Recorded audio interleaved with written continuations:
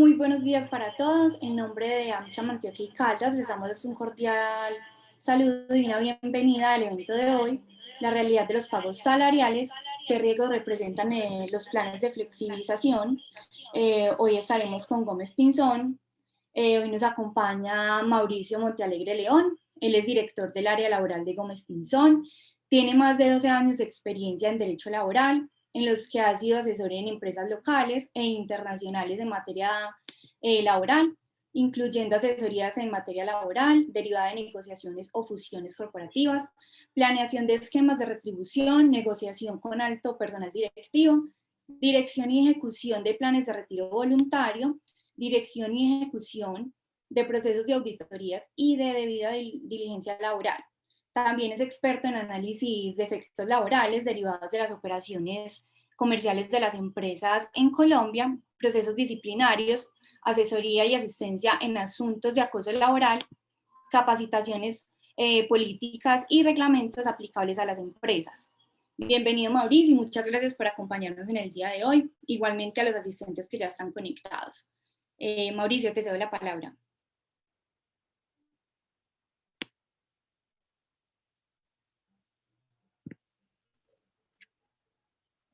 Hola, buenos días, muchas gracias. Muchas gracias a AmCham, muchas gracias a todos los asistentes, AmCham Antioquia y Caldas. De verdad, estamos muy contentos de poder participar el día de hoy en esta charla que hemos organizado para ustedes desde Gómez Pinzón. Aprovecho para decirles que Gómez Pinzón pues, es una oficina de abogados que tiene presencia en Bogotá y tenemos oficina en Medellín. Y somos pues una de las firmas de abogados más grandes del país, con altísimas transaccionales, y que tenemos una orientación muy dirigida al negocio de nuestros clientes, muy estratégicos con nuestros clientes. Entonces, pues ese va a ser un poco el enfoque que vamos a hacer el día de hoy, llevar esta charla precisamente a ese escenario de negocio, ese escenario que es muy, muy para el empresario, que no es necesariamente un escenario, gracias, un escenario técnico, judicial, teórico, académico, sino más bien un escenario práctico para que sepamos en qué estamos ante los planes de flexibilización salarial, ante los pagos no salariales. Entiendo que ya tenemos varias personas conectadas, entonces, si les parece bien, vamos a arrancar de una vez. ¿Me dicen si ya ven la pantalla? Sí, Mauricio. Sí, ya.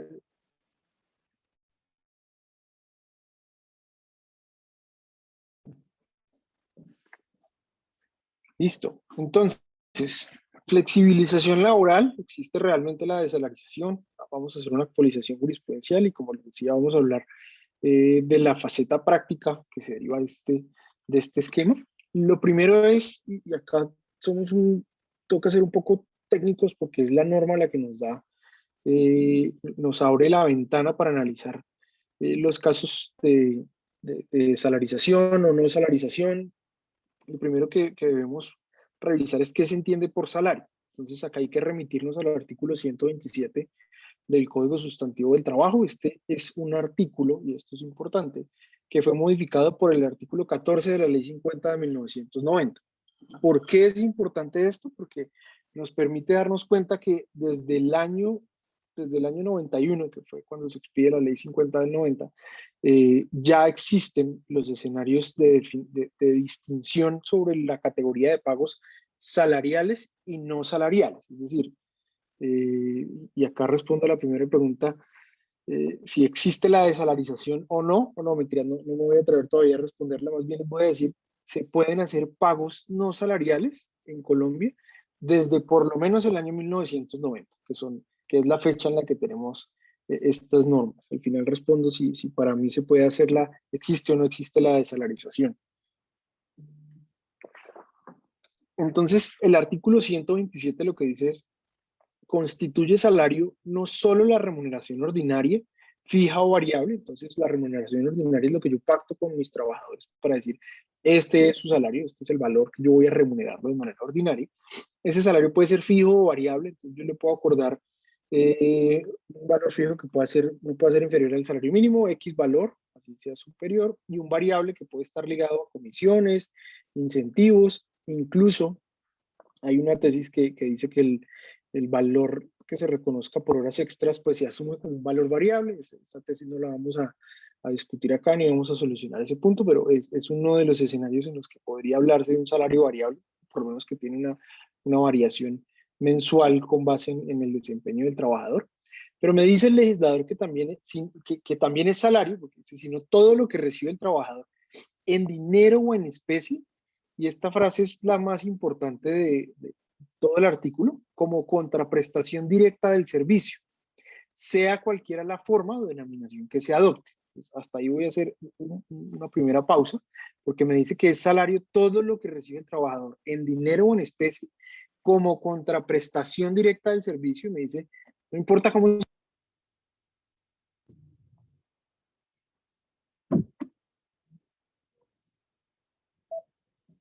Mauricio, qué pena, estamos teniendo problemas con el audio.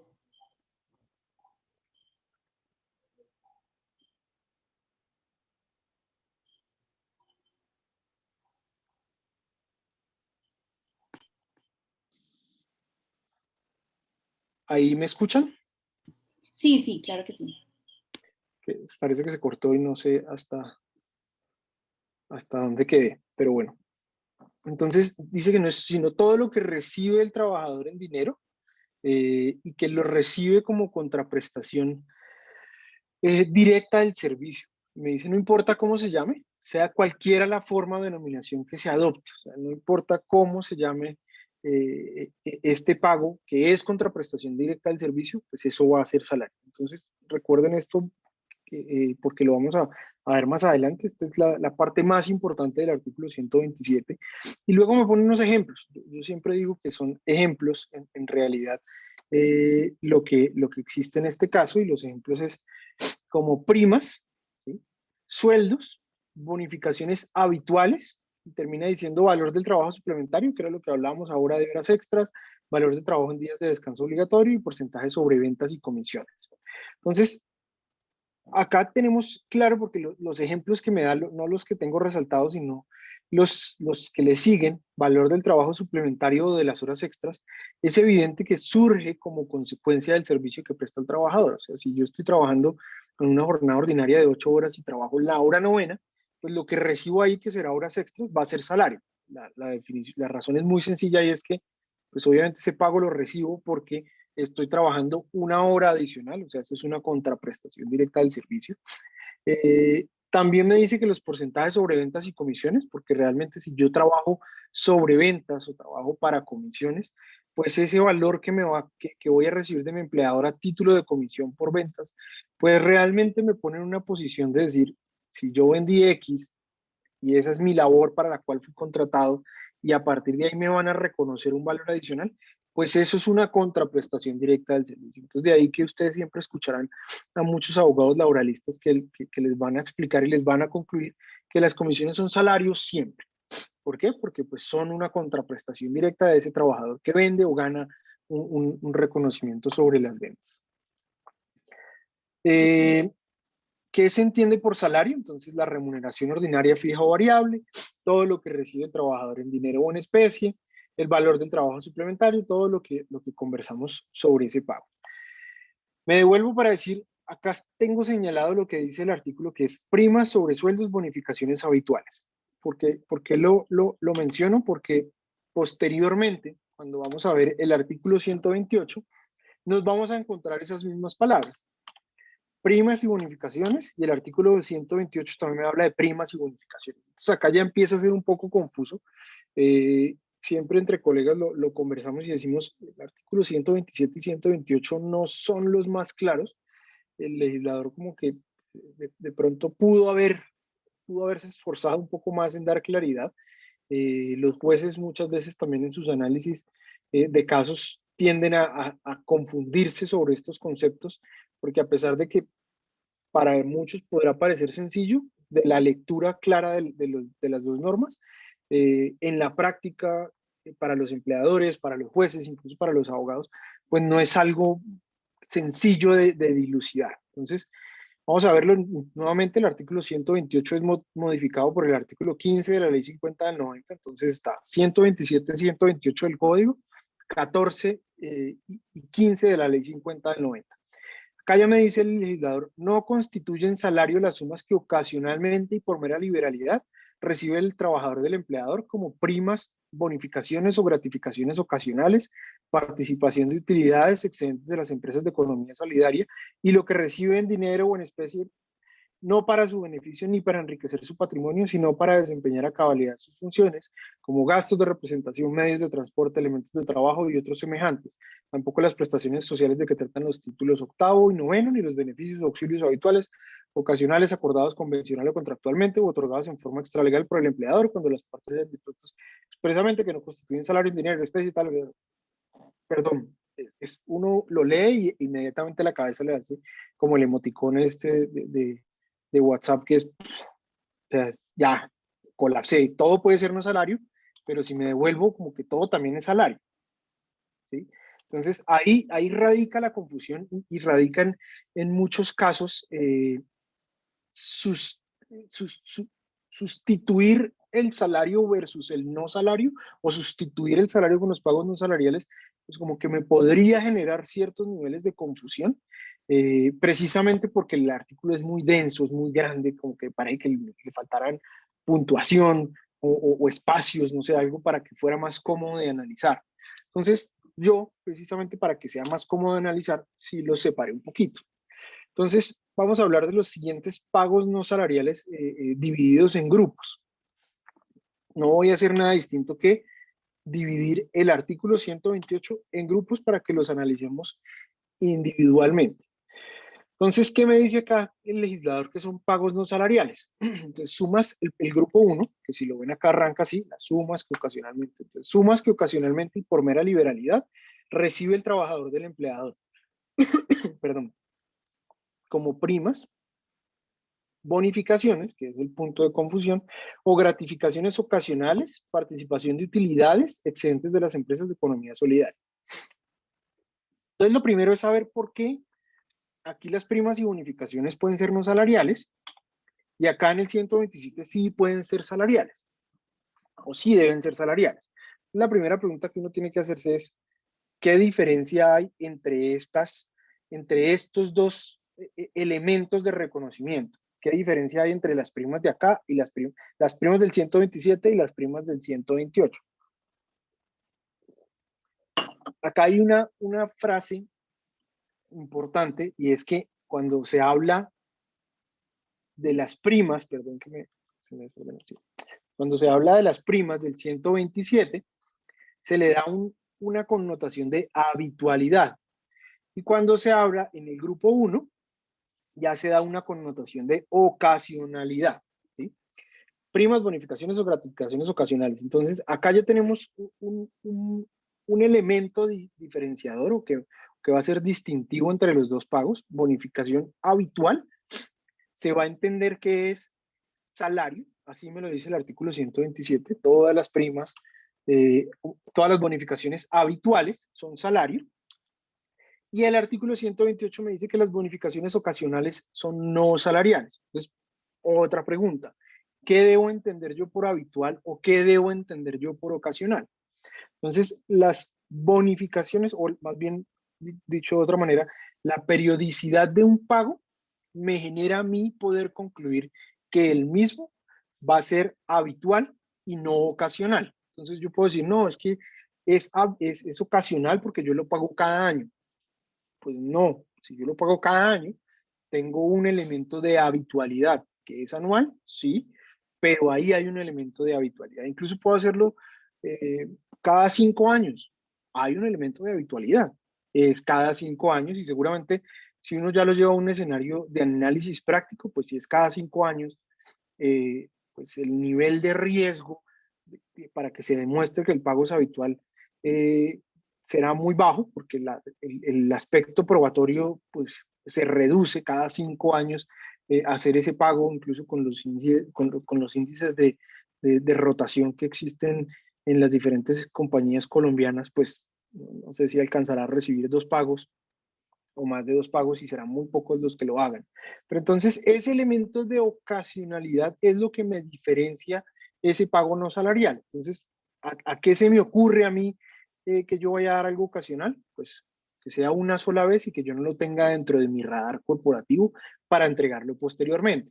Entonces acá, perdón que arranqué por la mitad, me devuelvo a los verbos que me dice el mismo artículo, me dice sumas que ocasionalmente, que ya lo discutimos, que por mera liberalidad recibe el trabajador del empleador. Entonces, ¿qué es la mera liberalidad? Siempre debemos consultarnos qué es la mera liberalidad o qué se debe entender por mera liberalidad.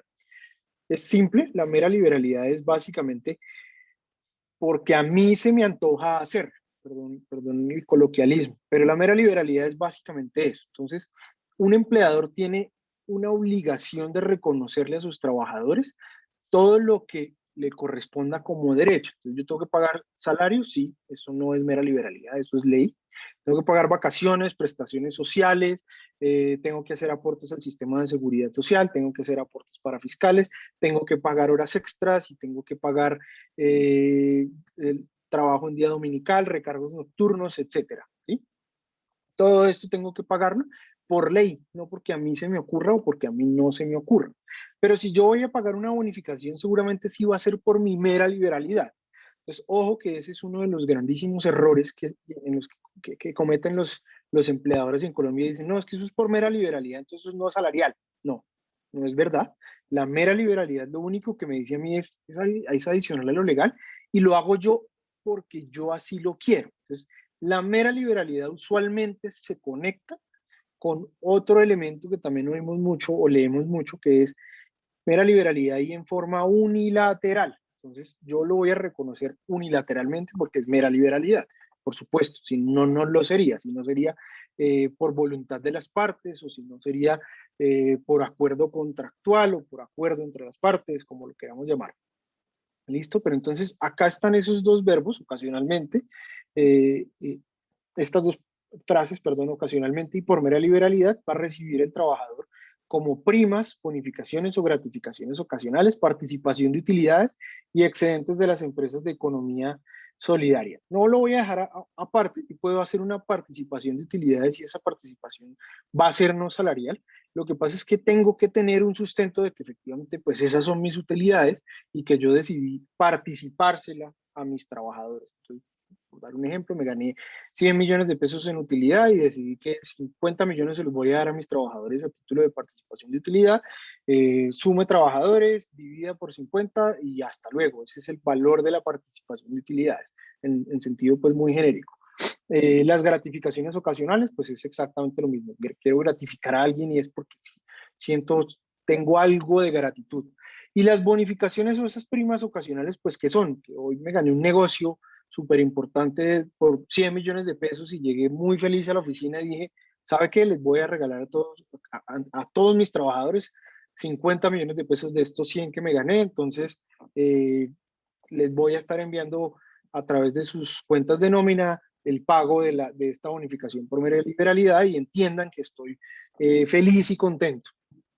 ¿Listo? Eh, ese sería el grupo número 1 de pagos ocasionales y por mera liberalidad. Grupo número 2. Entonces me dice el legislador que es lo que recibe en dinero o en especie no para su beneficio, ni para enriquecer su patrimonio, sino para desempeñar a cabalidad sus funciones. Nuevamente me da ejemplos, me dice como gastos de representación, medios de transporte, elementos de trabajo y otros semejantes. Entonces, este parecería que es de los más claros o de los más sencillos de entender, porque me dice, pues todo aquello que reciba para el desempeño cabal de sus funciones. No le estoy creando un enriquecimiento y tampoco le estoy retribuyendo un servicio.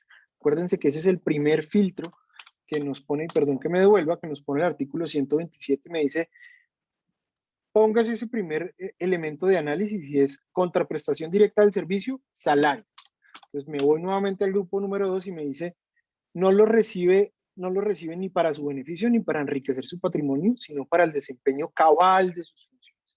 ¿Listo? Entonces, pues usted tiene que irse a trabajar todos los días, vive en Medellín y tiene que irse hasta Río Negro. Entonces, se va en carro, le doy lo de la gasolina, le doy lo del pasaje de bus, le doy lo del Uber, lo que le tenga que entregar o le establezco un esquema de gastos y reembolso de gastos por lo que incurra en transporte, perfecto. Eso no es salario, y así me lo dice el legislador, porque no tiene un objetivo de retribuir el servicio, sino que se entrega para el desempeño cabal de las funciones. También me suma gastos de representación, entonces voy a ir a almorzar con un cliente porque eso forma parte de mis escenarios de trabajo como representante de ventas, me siento, pago el almuerzo, invito, etcétera. Esos son gastos que yo estoy haciendo en representación de mi empleador y por mi empleador o alguna invitación distinta que tenga que hacerle. Medios de transporte ya los hablamos, elementos de trabajo y semejantes. Entonces, ahí puede entrar, por ejemplo, el celular. Entonces, necesita estar en constante comunicación. Perdón, que me salpicó el agua. Le debo entregar entonces el celular, le pago el plan de datos, le pago el plan de voz. Eso puede entrar dentro de este escenario para yo poder decir que no se lo reconozco para enriquecerlo ni para retribuirlo, sino porque es algo necesario de sus funciones. ¿Listo? Ese es el pago número 2, el grupo número 2. El grupo número 3 no me voy a detener mucho porque me dice tampoco las prestaciones sociales de que tratan los títulos octavo y noveno. Esto básicamente cesantías, prima de servicios e intereses sobre cesantías. Esas pues no son salario, punto, son una prestación social, que eso es un adicional del salario. Entonces, por ley no lo son y no me voy a detener a analizar. Y el grupo número 4, que es el que usualmente al que debemos recurrir para hacer los escenarios de esquemas de beneficios a mis trabajadores, me dice lo siguiente. Los beneficios o auxilios habituales, ojo que acá ya me incluye la palabra habitual, a diferencia del grupo número 1, que me dice que tiene que ser ocasional, me dice los beneficios, y nuevamente fijémonos en las palabras, porque son confusas, pero cuando uno las lee de pronto ya no tanto. Entonces, los beneficios o auxilios habituales u ocasionales, entonces, beneficios o auxilios que son habituales u ocasionales, el legislador no le importó eso.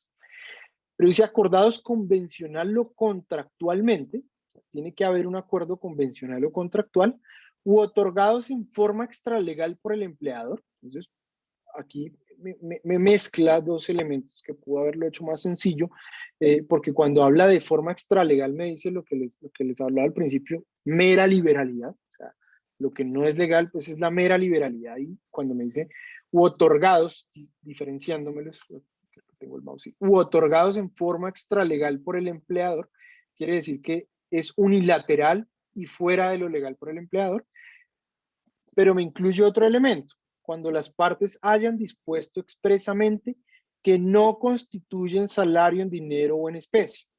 Y me da unos ejemplos, tales como alimentación, habitación o vestuario, primas extralegales, vuelve y me las incluye, de vacaciones, de servicios, que me la deja gigante, o de Navidad. Entonces, este es el punto de mayor análisis en este tipo de planes de esquemas de retribución salarial o no salarial. Y lo que me dicen legisladores pueden ser beneficios o auxilios, pueden ser habituales u ocasionales, entre comillas, puede reconocerlos usted de manera mensual, anual, bianual, lo que quiera. Y pueden estar acordados convencional o contractualmente, entonces los que uno incluye en el contrato de trabajo, o adicionalmente usted los puede dar por mera liberalidad si quiere, que son extralegales y unilaterales por el empleador, cuando las partes hayan dispuesto expresamente que no constituye salario en dinero o en especie. Entonces me pone una obligación de acordar con mi trabajador que ese pago va a ser no salarial. ¿Listo? ¿Qué es expresamente? Entonces, ese análisis lo hemos hecho muchas veces y expresamente no necesariamente quiere decir que sea escrito. O sea, yo podría acordar con mi trabajador de manera verbal, mire, este pago lo voy a hacer y es no salarial, y mi trabajador me puede decir, listo, no hay problema. Ese acuerdo debería ser válido. Obviamente para efectos probatorios y para efectos prácticos, no se recomienda que sea verbal, se recomienda que sea escrito para dejar constancia de ese acuerdo. Pero en caso tal de que no estuviera, pues deberíamos recurrir a otros medios probatorios como pueden ser el testimonio de algún testigo que haya evidenciado ese acuerdo o un interrogatorio de parte en el cual el trabajador confiese que efectivamente existía ese acuerdo, pero para efectos prácticos, para no alargarme, lo recomendable es que eh, se deje constancia por escrito. Y me ponen los ejemplos de los típicos auxilios, nuevamente beneficios o auxilios, de alimentación, habitación, vestuario, y me incluye primas extralegales de vacaciones o de servicios de Navidad. Entonces, ese es el grupo, el último grupo en el cual yo puedo incluir los esquemas de beneficios. Recuerden que el grupo número 2, el grupo número 3, pues son las prestaciones sociales, el grupo número 2 es lo que le tengo que entregar a un trabajador para que se desempeñe, no estoy generando ningún esquema de beneficios, simplemente usted necesita esto para trabajar y se lo tengo que entregar. Y el grupo número 1 me habla mucho de la ocasionalidad y la mera liberalidad, entonces no me permite hacer algo habitual. Entonces, el que me debo centrar finalmente es en el 4, en el último punto, que si se fijan del artículo 128, es el que está al final, ni los beneficios o auxilios o habituales. Entonces, en ese es en el que me debo centrar para estructurar mis esquemas de beneficios o planes de beneficios. De la lectura del artículo 128, y esto tiene una connotación o un complemento más bien doctrinal y jurisprudencial, no todo lo que se paga o lo que se entrega en el ámbito de una relación laboral va a ser salario. Pues entendiendo que los bienes o los beneficios que yo le puedo entregar a mis trabajadores o que circulan en una relación laboral no necesariamente tienen como objetivo retribuir. Entonces, eh, ¿qué es lo primero que yo me debo preguntar? ¿Cómo sé si estoy ante un riesgo? ¿Qué es lo que me debo preguntar yo para saber si efectivamente estoy bien o no estoy bien? Es ¿para qué hago este pago? Yo siempre le digo a todos nuestros clientes que con sus abogados, con los médicos y con sus curas deben ser sinceros. Y es, ¿para qué lo hace? O sea, ¿para qué usted va a estructurar un plan de beneficios extralegales? Cuando la respuesta es no, porque así me bajo costos, o no, porque entonces así le hago una mague a la UGPP, o no, porque así entonces me sirve más y le puedo bajar el salario a esta persona, pues de pronto ahí ya hay un riesgo, porque ese es ese primer red flag y es, estoy cambiando la naturaleza de un pago y no tengo ningún sustento para hacerlo más allá de mi intención de disminuir, de evadir o de eludir mis obligaciones como empleador. Acuérdense que el artículo 127, perdón si estoy volando mucho entre diapositivas, me pone un primer filtro y me dice todo lo que sea contraprestación directa del servicio, ¿sí? Entonces, en esta pregunta, si la respuesta a esa pregunta es esto lo va a recibir él por lo que hace o esto surge como consecuencia del servicio que me presta, pues eso es salario, no pasaría ese primer filtro. Puede pasar el primer filtro, entonces me puedo decir, ¿por qué hago este pago? No lo hago porque lo quiero retribuir. Ok, entonces pasamos el primer filtro y ya puedo entrar al escenario del artículo 128, el artículo en los grupos que hablamos, y entonces voy a entender por qué lo quiero hacer. Entonces, el primer caso en el que podría estar yo es, quiero hacerlo porque me gané un negocio y efectivamente quiero compartir algo de ese negocio con mis trabajadores. Ok, entonces puede ser por mera liberalidad y va a ser ocasional porque no va a ser constante. No va a ser constante, esto es simplemente porque era un negocio extraordinario. Ok, se puede hacer el pago, simplemente se notifica que el pago será no salarial y que se realiza por mera liberalidad y en forma ocasional. ¿Sí? Perfecto, funciona. Pero, ¿por qué lo quiero hacer? No, porque quiero generarle un beneficio a mi trabajador. Entonces, yo quiero que todos mis trabajadores, todos los trabajadores que formen parte de mi compañía, se vean beneficiados de unas capacitaciones o de unos cursos de inglés que yo quiero dictar, porque además quiero que en el futuro todos sean bilingües. No trabajo en inglés, pero me interesa mucho promover que todos tengan esa capacidad, ese bilingüismo. Entonces voy a generar un beneficio extralegal y no salarial consistente en un curso de inglés. Perfecto. ¿Puedo hacerlo? Claro que sí. ¿Va a retribuir el servicio, que es el primer filtro? No. ¿Voy a hacerlo de manera habitual? Sí, seguramente porque va a estar asistiendo a un curso que durará un año, entonces todos los días de ese año lo va a hacer, ahí hay un criterio de habitualidad, pero no lo estoy retribuyendo, ¿no? Realmente quiero generarle ese beneficio a mi trabajador. Entonces entro en este último grupo en el que hablo de beneficio, que va a ser ocasional. ¿Y qué necesito yo? Porque ¿qué necesito yo? Perdón, necesito la participación de mi trabajador para dos cosas. La primera, para que me diga que ese beneficio acordamos no es salarial. Acá hay dos puntos. Uno, si quiero mantenerlo como acuerdo contractual, puedo simplemente suscribir un otro sí y decir, usted trabajador y yo empleador, acordamos el reconocimiento de un beneficio de un curso de inglés, el cual será no salarial, lo cual acordamos expresamente. Punto, funciona. Entonces aquí, técnica y teóricamente, dimos nacimiento a un beneficio de naturaleza contractual. Ese beneficio no nació por mera liberalidad, ni nació por una actuación unilateral del empleador. Nació porque las dos partes se pusieron de acuerdo y dijeron, vamos a acordar que se va a reconocer este beneficio. ¿Sí? Otro punto que yo puedo hacer, y esto siempre lo reviso y lo analizo mucho con mis clientes, es usted y yo, trabajador, vamos a suscribir un documento en el que usted reconoce y entiende y acepta que ese beneficio de curso de inglés se lo entrego yo por mi mera liberalidad y en forma unilateral. No porque usted haya participado en esa decisión, sino porque yo lo decidí unilateralmente. Y se lo voy a entregar a usted y usted ahí sí acuerda conmigo, es no salarial. Entonces, en el primer ejemplo, si se dieron cuenta, hice dos acuerdos, un acuerdo de nacimiento del beneficio y un acuerdo sobre la naturaleza no salarial del beneficio. Y en este segundo escenario, hice un solo acuerdo en el que de manera expresa definimos que el pago es no salarial y en el otro hice una afirmación y el otro punto es una afirmación que consiste en que usted acepta y entiende que es por mera liberalidad y es unilateralmente decisión del empleador el reconocimiento de ese beneficio. Esto es una simple cuña para responder una pregunta que también surge mucho y es, ¿podría yo eliminar unilateralmente este beneficio de manera posterior? Y la respuesta es, depende de cómo lo hayas creado. Si lo creaste contractualmente, entonces en ese primer punto en el que dijimos, por mutuo acuerdo creamos el beneficio de educación, pues por mutuo acuerdo deberíamos eliminar, ¿sí? En el otro escenario es, ¿cómo lo creaste unilateralmente y por mera liberalidad? ¿Cómo deberías eliminarlo o podrías eliminarlo? También unilateralmente y por mera liberalidad.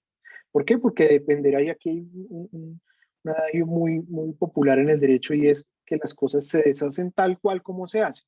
¿Cómo le di nacimiento yo a ese derecho? Por voluntad de las partes. Entonces, ¿cómo debería eliminarlo? Por voluntad de las partes. ¿Cómo le di nacimiento a ese derecho o a ese beneficio? De manera unilateral.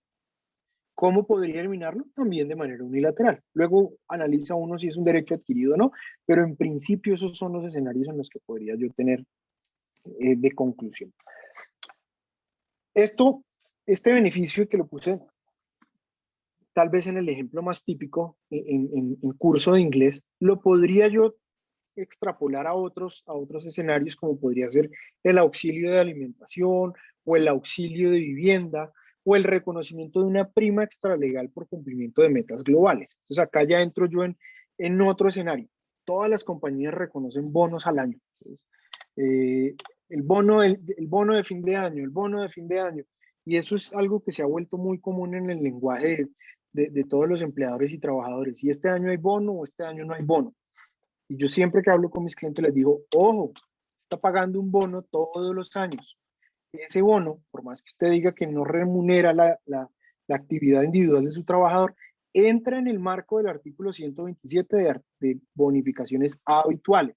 Entonces, seguramente les habrá llegado a muchos la UGPP, a otros espero no les llegue, pero probablemente llegará a saludarlos. Usualmente audita este pago y dice bonificación habitual, artículo 127, reliquidación de pagos y adelante, entréguemelo. El sustento está claro y es legal y ustedes lo acaban de ver. Toca defenderse y uno pues defendiéndose lo puede lo puede ganar y puede decir que el pago, por más que se llamara bonificación, pues no retribuye el servicio y no es salarial, perfecto. Pero se tomará algún tiempo en poder defender y comprobar. Por el contrario, si usted está en el grupo 4, que hablamos del artículo 128, yo puedo reconocer una prima extralegal por cumplimiento de metas, por cumplimiento, la prima extralegal de servicios, perdón, por cumplimiento de metas globales de la compañía. Y no estoy en el artículo 127, estoy en el artículo 128, en el grupo 4 que acabamos de conversar, y podré sustentar que existe un acuerdo entre las partes, obviamente tengo que tenerlo, en el que de manera expresa dijimos no va a ser salarial. Y yo lo puedo dar como mera liberalidad y como un pago unilateral, a pesar de que sea habitual. Entonces, es un poco a veces incómodo, parecería piqui o molesto, pero la denominación del pago tiene un efecto, por lo menos en el ente revisor o auditor del esquema de remuneración que ustedes tengan implementados como empleador. Entonces, si somos técnicos, pues nos va a funcionar mucho más porque voy a poder sustentar que no estoy dentro del 127, sino dentro del 128. ¿Listo? Entonces, ¿cómo elaboro un esquema de beneficios seguro? Y voy a tratar de adelantarme un poco más para darle eficiencia a este esquema y que terminemos con preguntas, es, voy a incentivar el trabajo en equipo, perfecto. Puedo establecer una prima por cumplimiento de metas globales, que es la que conversamos ahora. Puede ser no salarial, debe haber un acuerdo entre las partes y no debe haber una evaluación individual. ¿Por qué no debe haber una evaluación individual? Pues porque si entro con evaluaciones individuales para poder realizar el pago, pues ya estoy en el marco del artículo 127 en ese primer filtro que hablamos. Primer filtro que es retribución o remuneración directa del servicio. Superado ese filtro, pues no habrá evaluación individual, podría reconocer este pago como no salarial.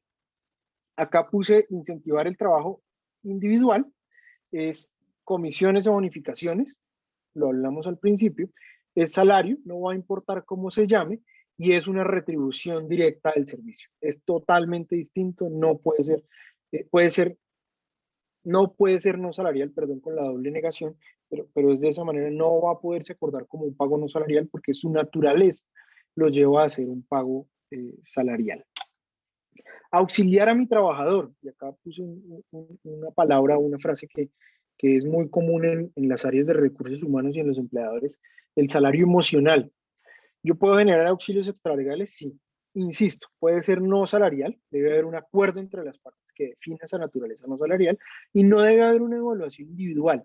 Pero acá el punto más importante de estos auxilios es que debe ser sustentable y su objetivo debe ser real. ¿Por qué? Porque entonces de esa manera voy a poder demostrar que no estoy simulando un pago, que no estoy diciendo algo que no es. Entonces no puedo yo entregarle un auxilio de educación a mi trabajador y resulta que ni él estudia ni su familia estudia. Entonces, ¿para qué le estoy auxiliando la educación si no tiene gastos de educación? Pues se me cae totalmente toda mi estructura, toda mi estantería de documentos, todo lo que pude haber hecho muy bien a través de firmas de abogados, firmado y bendecido hasta por el Papa, se cae. Está simulado un pago. Estoy reconociendo un auxilio de educación y no hay gastos de educación. Usualmente, ¿cuáles son los que se incluyen en estos esquemas? Pues los gastos diarios de toda persona del común, que son gastos de vivienda, gastos de vida diaria de habitación y los gastos de alimentación, porque pues todos tenemos una casa o un techo en el cual dormir y todos tenemos una necesidad de alimentarnos. Entonces, estos auxilios deben ser sustentables y su objetivo debe ser real. Estos son como los escenarios más básicos de lo que debemos tener en cuenta para un esquema de beneficios seguros. Debo hacerme primero la pregunta, ¿para qué voy a hacer este esquema de retribución o ese esquema de beneficios? ¿Cuál es el objetivo de este? Y acá seguramente se unirá mucho al esquema de salario emocional. ¿Por qué? Porque yo en realidad puedo estar en un escenario de competitividad empresarial y de búsqueda de buenos talentos en los que yo no solamente les debo decir, mire, su salario es buenísimo y es competitivo, sino que además, por el hecho de estar usted acá, usted tiene estos beneficios. Entonces, eh, además del beneficio de curso de inglés, le puedo decir, mire, yo le voy a dar un beneficio de gimnasio. Yo tengo una alianza con este gimnasio y todos mis trabajadores pueden ir gratis a ese gimnasio a hacer ejercicio y los promuevo para que vayan a hacer ejercicio, para que tengan una vida sana, etcétera, etcétera, etcétera. Y ese será un beneficio que podrá ser no salarial y que no tiene como objetivo retribuir a mi trabajador, sino crearle una finalidad emocional o un objetivo emocional para alcanzar una meta individual, para que alcance, o personal más bien para que alcance. Puedo darle un auxilio de educación y decir, mire, yo quiero que mis trabajadores además vivan cerca a mi oficina y resulta que en mi oficina el metro cuadrado es más caro, entonces le voy a decir, aquí yo le voy a entregar un auxilio para que usted tenga más comodidad y pueda vivir cerca a donde trabaja. Entonces, la diferencia que exista entre el arriendo tal vez en su actual lugar de residencia versus el lugar en el que usted va a vivir ahora, pues es X o Y, entonces acá está este auxilio y esta es la diferencia para que usted pueda auxiliarse en temas de vivienda. Igual sucede con alimentación, resulta que las oficinas quedan en una zona donde los restaurantes son mucho más caros que en otra zona, entonces quiero auxiliarles la alimentación o quiero simplemente crearle ese beneficio individual para que el trabajador sienta que efectivamente pues trabajar en mi empresa es positivo, es mucho más adecuado, es más agradable, me genera más motivación y más emoción o me alimenta el aspecto emocional individual como trabajador. ¿Listo? Acá como igual dentro de la promesa de valor de esta charla del día de hoy era revisar cuál ha sido la evolución jurisprudencial. Yo les voy a decir que la razón por la que tenemos esta charla o elegimos este tópico para esta charla es porque recientemente salió una sentencia de la Corte Suprema de Justicia en la que se hablaba de una reclamación sobre pagos no salariales y resulta que en esa sentencia pues se desvirtuaron unos auxilios que se entregaban a un trabajador por temas de alimentación y de vivienda. Entonces ya creó muchas alertas y nos llevó a preguntarnos si realmente la desalarización existía en Colombia y si realmente la desalarización podría ser implementada en el país. Vamos a revisar estos análisis de decisiones judiciales y posteriormente ya para finalizar y pasar a la fase de preguntas, les doy mis conclusiones como asesor legal. Entonces, desde el 93, empezando una sentencia del 12 de febrero del magistrado Hugo Suescún Puyol, que impone un límite al pacto de mera liberalidad. Entonces, ¿qué decía? ¿Qué nos decía en ese momento la Corte? Decía que la determinación en cada caso concreto de cuáles primas son o no salario solamente puede hacerse previo examen de los hechos que motivan el litigio, por lo que siempre será necesario enfrentar el problema principalmente desde el punto de vista fáctico y remitirse a lo que establezcan las pruebas del proceso. Entonces, acá, si se fijan, y esto me llamó la atención para traerle a la charla el día de hoy, es que hay una referencia a las primas que son y que no son salarios. Entonces, seguramente en este momento la Corte también tenía esa misma dicotomía de revisar el artículo 127 y 128 y verlos muy parecidos, y concluía diciendo, para yo poder decir si es salario o no es salario, lo que tengo que hacer es revisar los hechos. ¿Cuál es el sustento en el que, el sustento circunstancial que me va a rodear el análisis del caso para yo poder concluir judicialmente? Entonces ahí es, dame los hechos que yo te daré el derecho para yo poder concluir realmente si a partir de la circunstancia del servicio la prima debía o no ser salarial. Acá hubo otra en el 2017, ya me viene mucho más acá para no alargarme, en el que lo que nos decía el juez es la habitualidad del reconocimiento puede ser un elemento de definición del pago como salarial. Y acuérdense que lo vimos cuando hablábamos de las barreras del artículo 127 y 128. Entonces, lo que decía la Corte es, si un pago habitual se realiza como contraprestación directa del servicio, ahí se pierde todo escenario de análisis porque no estamos superando ese primer filtro del que hablamos, ello constituye razón suficiente para no poder negarle su naturaleza salarial. Es decir, hay contraprestación directa del servicio y ya por esencia ese pago debe ser salarial, pues las partes no pueden celebrar convenios encaminados a desconocer tal carácter de aquello que por esencia lo es. Entonces, que les dije, eso puede estar súper bien hecho, un documento muy bonito, con muchas referencias legales, puede estar firmado por todo el mundo, bendecido por el Papa, lo que sea. Si el pago habitual o si el pago en este caso es contraprestación directa del servicio, pues no hay ninguna razón de decir que ese pago va a ser no salarial. Por esencia lo es y por esencia debe considerarse como un pago salarial.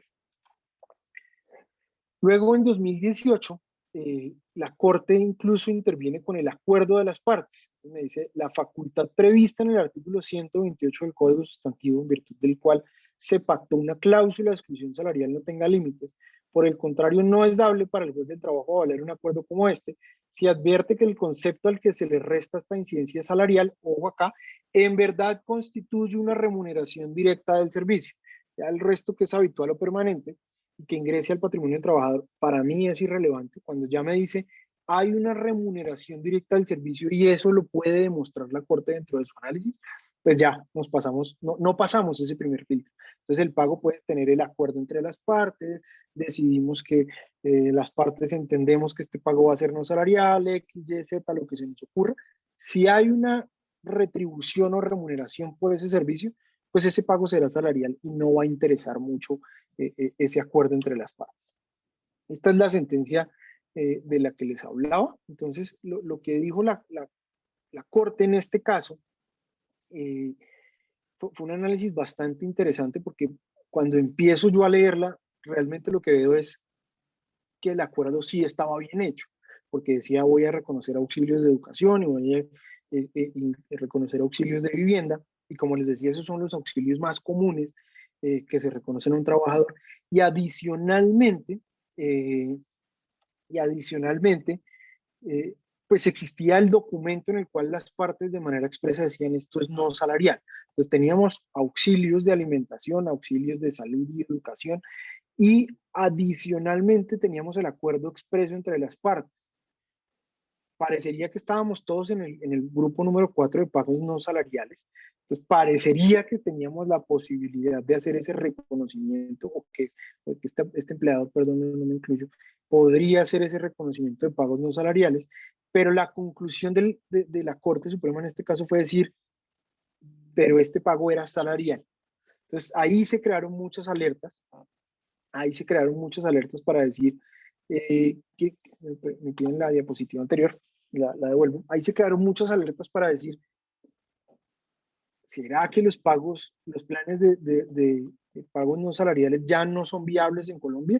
¿Por qué la Corte está analizando un esquema que al parecer estaba bien hecho, al parecer era seguro y lo está desvirtuando? Entonces empezaban a tambalearse muchos cimientos, tanto de abogados como de compañías que tienen planes o esquemas bastante robustos.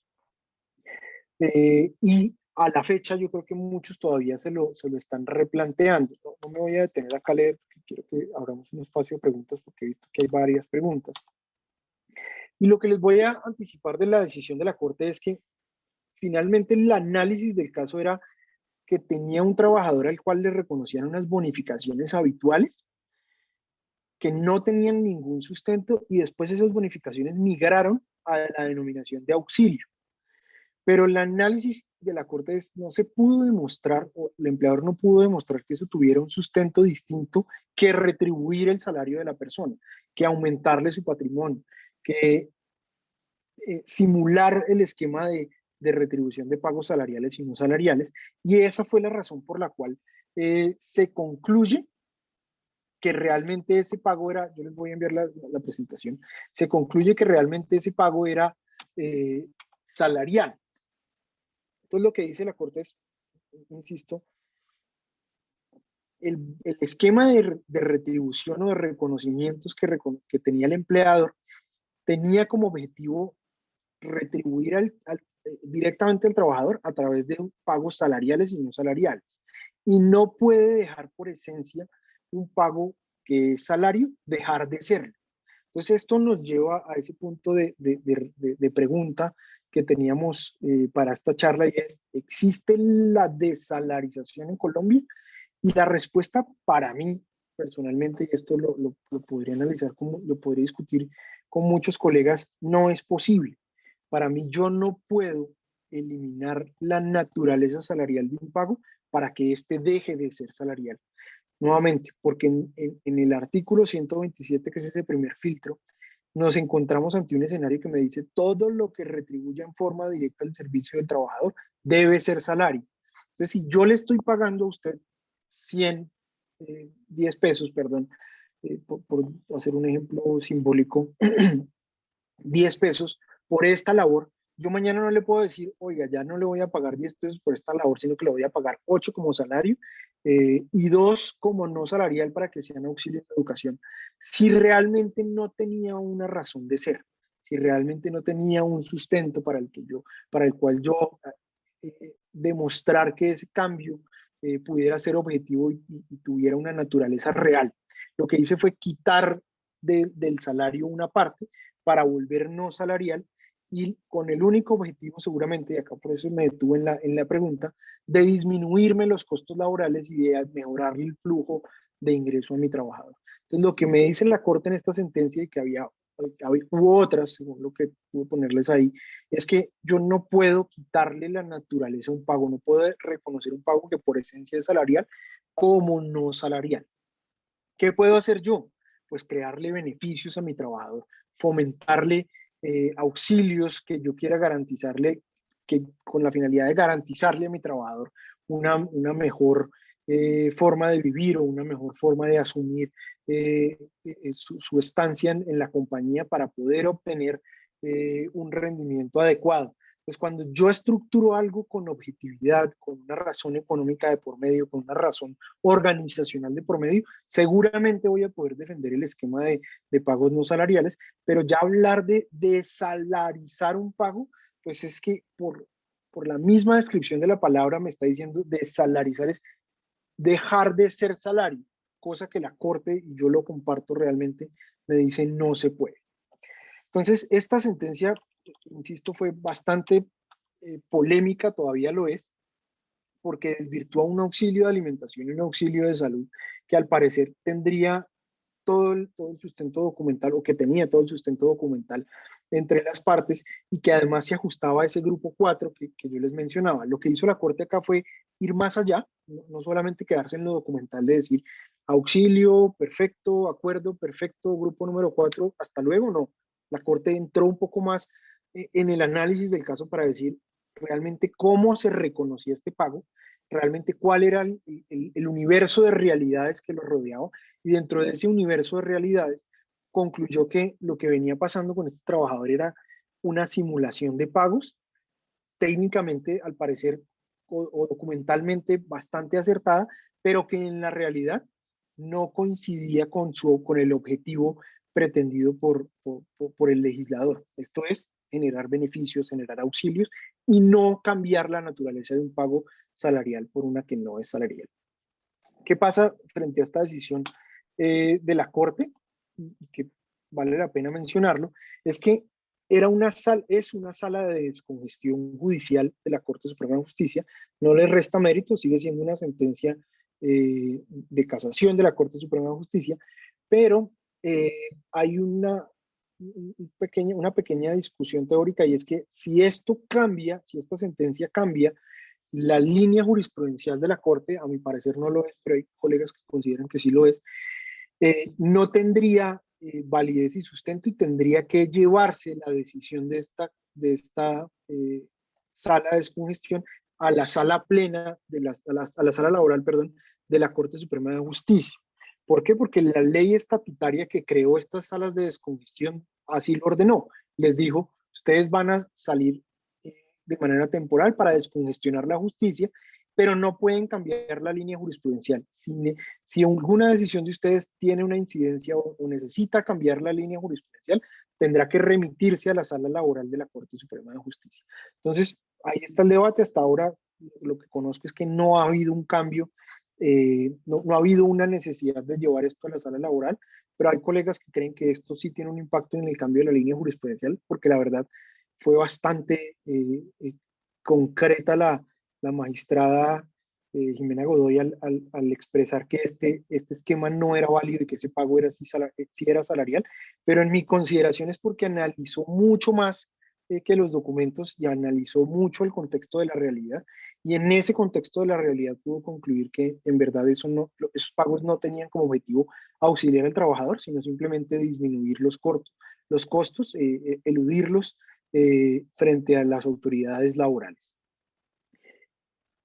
Concluyo diciéndoles que recuerden siempre que la relación laboral por principio se rige en el marco de la realidad, es decir, todo lo que suceda en la relación laboral será el determinante para concluir los efectos jurídicos que deba tener, sin importar si es tipo de contratos, pagos, etcétera, porque así me lo establece la Constitución Política, me dice que hay una prelación sobre la realidad de las partes versus los documentos que se hayan suscrito. Entonces, eso también es parte del análisis de la sentencia, ese universo de realidades que componía los pagos para poder decir, usted puede haber firmado lo que haya firmado, pero en realidad este pago tenía como objetivo retribuir al trabajador. Entonces, creo que hay varias preguntas. No sé cómo quieran que procedamos. Mauricio, muchísimas gracias. No, si quieres yo te voy leyendo y ya tú vas dando respuesta. ¿Te parece? Está silenciado. Sí, sí, me parece. Perdón, es que cuando hablo mucho tiendo a toser y la tos ahora es una alerta gigante. Claro que sí. A nuestros asistentes, claro que sí, la grabación va a quedar grabada y va a estar alojada en nuestro canal de YouTube para que lo puedan ver. Tenemos preguntas. A ver, Claudia Arboleda pregunta, ¿los aportes a estudio deberían no constituir salario? Los aportes a estudio, pues realmente el debería es un poco complejo porque el deber pues supone una obligación o sí, más que una potestad. Y lo que queríamos conversar el día de hoy es que pues esos beneficios de estudio pues pueden ser no salariales, pueden ser salariales si yo quiero. Entonces, la recomendación es revisar dentro del esquema lo que se pretenda hacer de esos pagos. La mayoría de los casos, yo creo que un 99% de los beneficios de estudio son no salariales, porque pues, la ley me lo permite y realmente yo no quiero retribuir a un trabajador eh, pagándole gastos de estudio, sino que eso es algo de lo cual yo me voy a beneficiar. Incluso hay estructuras en las cuales pues ese beneficio de educación no solo se incluye como pago no salarial en el grupo 4 que hablamos, sino también como un gasto para el cabal desempeño de las funciones, como un gasto de capacitación.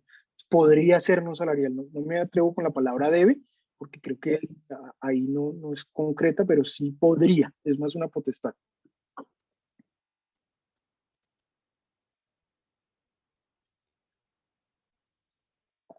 Estás en silencio. No, no, no, no. Si la participación de utilidades de cada año se da cada año, ¿sería salario? Pregunta Ana Vélez. Ana, pues a ver, yo no tampoco puedo concluirlo. Esta es la frase más chévere de nosotros los abogados, por la que muchas veces nos quieren, y es, pues, podrá ser un riesgo. Yo creo que la participación de utilidades por naturaleza debe ser no salarial. Lo que pasa es que si yo cada año empiezo a hacer una participación de utilidades, pues empiezo a correr el riesgo de entender que esas utilidades forman parte del esquema de retribución de mis trabajadores. Entonces, lo que yo sugiero en estos casos es, para salirme de ese grupo número 1, en el que está la participación de utilidades, es pasármelo a la prima de cumplimiento de metas globales, en las cuales yo puedo atar unas metas globales, ya sean de facturación de mi compañía, que puedan ser iguales o puedan ser similares más bien a las utilidades, y que me ubiquen dentro de ese grupo número 4. Entonces, yo no me la juego mucho por esa denominación para que sea habitual, y más bien me paso a una prima extralegal de servicios, y la puedo definir incluso ahí en esa prima extralegal diciendo que estará sujeta o condicionada a que existan utilidades en la compañía para yo poderla reconocer. Y así entonces, pues tiene algo de parecido, pero técnicamente me salgo de esa habitualidad. Listo, pregunta Claudia Arboleda. Si una persona adicional a sus labores normales tendrá una labor durante 5 meses y además le pagaré por ese sobreesfuerzo, ¿este pago debería ser salario o no? Si en el contrato pacto un bono por un valor mensual y además especifico que no es constitutivo de salario, ¿este pago por ser habitual debe ser constituido de salario? Se me cortó un tris ahí al principio, ¿puedes repetirme el Claro. principio solamente? Si una persona adicional a sus labores normales tendrá una labor durante 5 meses y además le pagaré por ese sobreesfuerzo, ¿este Listo. pago debería ser salario o no? Sí, ahí. En la misma pregunta está la respuesta. Acuérdense que hablamos de ese primer filtro en el que digo, si hay una retribución directa del servicio, pues ese pago va a ser salarial. Entonces, cuando hablo de sobreesfuerzo, estoy demostrando que le pago por un esfuerzo adicional. Entonces, pues estoy dentro de los símiles de el salario es la contraprestación de ese esfuerzo y como va a tener una labor adicional que se entiende como un sobreesfuerzo, le voy a pagar algo adicional, pues sí, por naturaleza ese pago es salarial, debe ser salarial. Pregunta John Jairo Camargo. ¿Cuál es la mejor manera para eliminar beneficios que han sido establecidos hace más de 30 años, como lo es, por ejemplo, la prima de antigüedad o quinquenio, que fue establecida por la mera liberalidad del empleador? O sea, hay varios elementos. A ver, yo creo fielmente en lo que les explicaba y es, dependiendo de la forma en la que haya nacido el derecho a la vida jurídica, pues podré yo tomar la decisión de modificarlo o eliminarlo. Entonces, si yo tengo un acuerdo con mi trabajador en el que digo, usted y yo acordamos el reconocimiento de esta prima, pues es imposible eliminarlo unilateralmente. Yo tendré que sentarme con el trabajador, acordar esa eliminación en forma bilateral para que tenga efectos. Si yo lo hice unilateral y por mera liberalidad, pues en principio debería poderlo eliminar de esa misma manera. Sin embargo, cuando ya han pasado 30 años y yo he estado reconociendo ese pago, pues yo no puedo ser ajeno a la naturaleza típica o al universo de realidades que compone mi relación laboral. Entonces acá ya empieza uno a hablar un poco más del derecho adquirido. Yo creo que jurídicamente uno puede defenderlo diciendo que pues habrá unos elementos de causación y esos elementos de causación pues determinarán el pago, que es la razón de ser de un derecho adquirido. Pero creo que el componente más importante es el del ambiente y la armonía en el trabajo. Si yo estoy pagando algo hace 30 años, pues seguramente eliminarlo de tajo unilateralmente va a tener un impacto en mi organización. Entonces, lo que yo debería hacer y la recomendación en estos casos es siempre implementar un plan de comunicación y hacerlo por mutuo acuerdo. Eh, si lo voy a reemplazar, entonces notificar cómo se va a reemplazar. Si lo voy a modificar, entonces notificar, comunicar de manera asertiva por qué voy a hacer el cambio, cuándo voy a hacer el cambio y obtener de mis trabajadores por lo menos una aceptación de esas nuevas condiciones o por lo menos que entienden esas nuevas condiciones para que luego no puedan decir que es una decisión unilateral ni arbitraria. Pero realmente es un tema complejo después de 30 años de estar haciendo un reconocimiento, hacer el cambio unilateral pues va a tener efectos adversos. La recomendación es más de asertividad y siempre del uso del mutuo acuerdo. Listo, perfecto. Tenemos otra pregunta. Lina Marcela García pregunta, buenos días. La pregunta es si el siguiente beneficio se considera salario. Otorgar una bonificación de estabilidad a los trabajadores que cumplan 5 años, 10 y 15 años en el servicio. En el RIT se estableció que no constituye salario porque se entiende que es un pago que se da cada 5 años. Yo creo que ese pago puede ser no salarial. Lo que pasa es que, y creo que se puede defender, y creo que se puede ganar. Lo que pasa es que técnicamente cuando yo reconozco una bonificación habitual, pues voy a tener el riesgo de que se considere que es salarial. Así me lo dice el artículo 127. Entonces es más la denominación del pago. Yo ahí soy muy medio incómodo con mis clientes y les digo, ¿y por qué lo tiene que llamar bonificación? Ese ya es como el común de la gente decir, eso es una bonificación. Pues llame la prima de servicios por antigüedad o prima de servicios por estabilidad, si quiere, que me permite el grupo número 4 que hablábamos, hablar de pagos no salariales de manera habitual sin que tenga mayor inconveniente. Le aseguro que la UGPP o cualquier entidad de control llega y ve una bonificación con esa habitualidad, así sea cada 5 años, pues la va a auditar, va a preguntar, va a hacer una liquidación porque usted la defienda. Insisto, la defiende y puede ganarla, pero ya entró en la complicación de estar contra el artículo 127 que le dice bonificación habitual igual salario. Podría pasarse al de prima de servicios no salarial eh, al grupo número 4 y la defensa va a ser más fuerte o incluso se va a evitar la auditoría por parte de las autoridades. Y tenemos otras dos preguntas. Carlos Peláez pregunta, en el sentido de lo expuesto, ¿aplica las normas de constitutivo o no de salario dependiendo si es para UGGP o para declaración de renta? Eh, perdón. Pues lo que pasa es que para efectos de la UGPP es el mismo efecto legal del artículo 127 y 128. Para efectos de declaración de renta no tiene ninguna incidencia porque en términos tributarios o contables, el pago ya no se analiza si es salarial o no salarial, sino si es un pago laboral. Y ese pago laboral es sujeto de retención sin importar si es salario o no es salario. Entonces, pues son dos esquemas distintos de analizar. Uno es autoridades laborales que van a analizar la naturaleza salarial o no salarial, pero para efectos contables el pago es laboral o no laboral y ya pare de contar. Y el pago laboral es todo aquel que surge de la relación laboral. Entonces ahí no hay una discriminación como si lo hay con el tema salarial en temas del trabajo. Listo, pregunta Diana. Buenos días, tengo una pregunta sobre el tema de que estos auxilios o primas extralegales no puedan superar el 40% de lo devengado. ¿Esto aplica aunque no sea salario? Eh, Realmente no es que no puedan superar. Lo que hizo el legislador eso es la ley 1393 del 2010, es crear una barrera frente a la ilusión de pagos o para proteger al sistema más bien de seguridad social. Obviamente sí es un indicio que si yo tengo 50% de la retribución de mi trabajador es salario y el otro 50% es no salarial, pues ahí hay una bandera roja de alerta gigantesca que me va a decir aquí algo está extraño. Pero hay pagos en los que por el momento en el que se realizan puedan superar ese 40%. No quiere decir que lo que supere vaya a cambiar su naturaleza para ser salarial. No es el propósito ni el objetivo del legislador. De hecho, lo que me dice es todo aquello que supere ese 40% de la retribución debe pasar a ser base de aportes al sistema de seguridad social.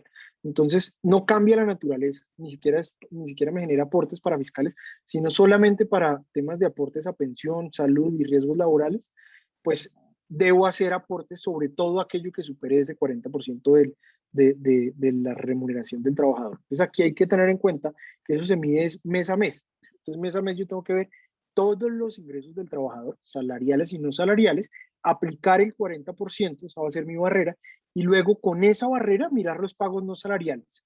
Si mis pagos no salariales superan esa barrera del 40% del total del ingreso, pues todo lo que lo supere debe pasar a ser base. No necesariamente cambia su naturaleza, no necesariamente cambia a ser pago salarial por ese motivo, pero sí debe hacer base de aportes. Se pregunta María Clara Fajardo, ¿los aportes que realiza el empleador a favor del trabajador a un plan institucional al momento del retiro por parte del trabajador dan lugar al pago de la seguridad social? Al momento del retiro, no. Lo que pasa es que esa es una gran pregunta porque yo la tengo mucho con las personas de los planes institucionales. Eh, para mí, esos pagos que se realizan a través de planes institucionales, pues deben ser no salariales o pueden ser no salariales mejor. Y deberían entrar dentro de ese análisis que les acabo de mencionar de la ley 1393, de la totalidad del ingreso. ¿Cuándo? En el momento de la causación del pago. Entonces acá hay una regla que en los planes institucionales varía, entonces cuando se entienda causado el pago, yo lo hago a través de una entidad distinta a mi compañía como empleador, usualmente es a través de fondos privados de pensiones, entonces hago ese pago a ese plan institucional y ahí está esperando que se consolide jurídicamente, porque yo pongo unas reglas de consolidación. Entonces, se supone que el pago es del trabajador una vez se consoliden esas reglas que yo mismo me fijé. Entonces, cuando se consoliden y ya sean de él y él ya las pueda ejercer, pues se supone que yo debería incluirlos dentro de mi análisis de la totalidad del ingreso. Eso nunca pasa, en la realidad eso nunca pasa, casi ninguna empresa lo hace, y la UGPP en mi experiencia todavía no ha llegado hasta allá. Entonces, riesgo sí hay, mitigable bastante, pero riesgo sí hay, porque para mí pues, no hay ninguna razón de ese pago distinto a que usted está trabajando conmigo, no hay ninguna razón de ese pago distinto al contrato de trabajo que tenemos, entonces pues debería entrar dentro de ese esquema de remuneración total de la compañía, pero creo que es defendible que no lo sea. Y creo que con esas reglas de consolidación, pues se entiende que ya interviene un tercero, etcétera, pero realmente el pago sí lo hago yo como compañía. Entonces, mi recomendación es que valoren la posibilidad de, una vez se consolide ese pago, lo incluyan dentro del total de la remuneración para analizar el efecto de la ley 1393 del 2010. Y si tenemos una última pregunta, Alejandra Vázquez pregunta, si tengo esquema de remuneración flexible donde el salario al 100% los flexibilizo en un 70% salario y un 30% beneficios no salariales, como auxilio monetario de vivienda, auxilio monetario de educación, ¿estamos en riesgo? Pues no puedo decir que no están en riesgo, porque y tampoco puedo decir que lo están porque no conozco realmente cuál es como a fondo el sustento de ese esquema de remuneración flexible.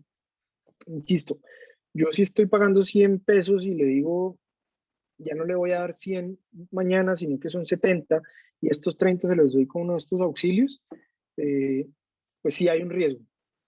Yo debería tener un sustento, entonces aquí documentalmente uno tiene que resguardarse y protegerse en el que el trabajador me diga, mire, podemos estructurar un esquema de auxilios porque yo tengo gastos de alimentación y vivienda que son relevantes para mi vida y yo quisiera que usted me los auxilie. Entonces yo decirle, listo, le voy a auxiliar esto y aprovechar una fecha de incrementos o algo por el estilo para que a partir de esos incrementos yo pueda generar que esos valores no se los voy a entregar como salario, sino que se los voy a entregar como auxilio y darle y a obtener del trabajador a nivel documental una declaración en la que se asume por las partes que ese pago no tiene como objetivo retribuirlo, sino que todo lo contrario forma parte de un esquema de beneficios que yo como empleador me creé para auxiliar a mis trabajadores, puedo mitigarlo.